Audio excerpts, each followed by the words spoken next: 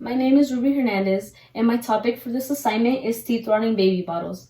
Now, what it is when the liquid within the bottle seeps out of the bottle, leaving a puddle inside of the mouth. For this to happen, it has to be a liquid containing a sugar, for example, milk, juice, or formula, which is a basic liquid to put inside of a bottle. The bacteria within the sugary liquid will turn into an acid, damaging the teeth during the sleep. First of all, it attacks the teeth through the enamel, and it goes into it, and basically it goes from that to that, and then here is the more advanced stage, which basically the teeth are just done and they would just need to be removed. How it's caused. The primary cause for this is when the baby is put to sleep with the sugary liquid inside of the bottle. Now, while the child is sleeping, the amount of saliva flowing is reduced, causing it to be harmful because when the bottle is left in their mouth, the liquid from the bottle will leak, and the reduced saliva is harder for the fluids to be flushed out of the mouth. So while that is happening, all the residue from the milk or whatever is inside the bottle will stay there, and that is how it attacks the teeth and it creates cavities. Checking for early tooth decay signs are easy to spot out.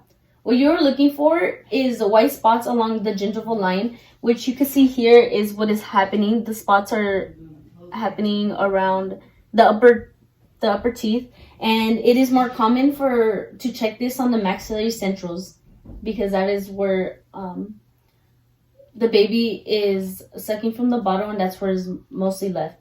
The second way to spot out early signs is to look for light brown shades on the teeth, meaning early cavities. Making sure to catch this at an early age is important because although they are primary teeth, they are what set up the future for new and upcoming permanent teeth. These first set are mainly important for chewing and speaking. If these are not caught at an early age, the child may develop things like bad eating habits, speech problems, and damaged permanent teeth.